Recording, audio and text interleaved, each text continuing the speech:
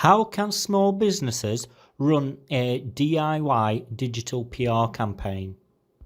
I think the first thing you can do is actually reflect on what you've already got. So, for example, if you've got a website that maybe has like a blog on it, or you've got content that's posted on your website, start to have a look through that and see if any of it is interesting or maybe press worthy, or if it isn't, could you tweak any of it into a story?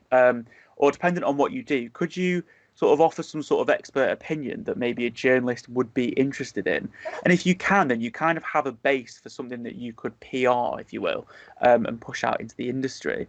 If you can use that as like on-site content to push out maybe to journalists and sort of start to drive links and drive awareness of you as a brand, then that's a really nice way to start because you're not actually spending money on creating anything new.